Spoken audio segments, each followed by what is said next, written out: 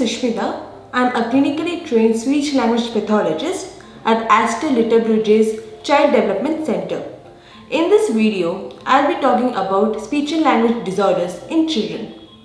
Learning language and producing speech is a complex process and takes time. Many of the children vary in how quickly they can master the milestones in speech and language development. What is speech?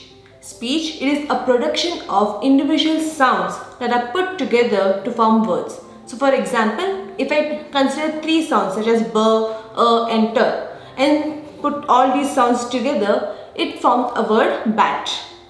So according to studies, what it says that children with the age of 1 year will be able to say their first word, and at the age of 5 years they are able to produce more sounds correctly and are understood by others.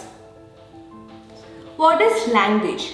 So language, it is a combination or system of symbols that are used to convey ideas as well as understand others. So language, it can be in the form of three. One is language can be spoken, language can be written, as well as language can be sign language. So there are some children who develop these milestones in the later stages than compared to the other children. And if you observe these kids, they will have a lag between their typically developing children. So there are various speech and language disorders that are seen in the children. So moving on to speech disorders. So what is a speech disorder? So a speech disorder is a condition in which the child is unable to form or create sounds into words. And thereby what happens, the child's speech becomes difficult to understand by other people. One of the common speech disorder observed in children are the articulation disorder and phonological disorder. Articulation disorders are characterized by difficulty with pronouncing certain sounds correctly, and these sounds might be omitted, distorted or substituted. So the common errors of sounds seen in articulation disorder children are r sounds and s sound. So for example, if a child has to say red, instead of saying red, they say ved. So v is substituted for r.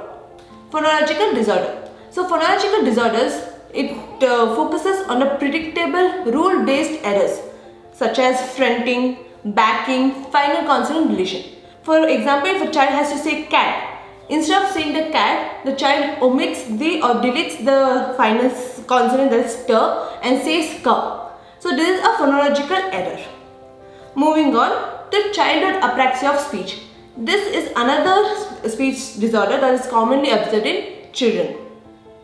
So childhood apraxia of speech, it is characterized by difficulty in planning and programming the movement sequences that are required for speech and results in errors during the speech sound production. So what do you mean by that? So what they mean is the speech movements or the speech muscles that are required for speech is normal, but it's the child's brain that struggles with planning or directing the movement that is required for speech.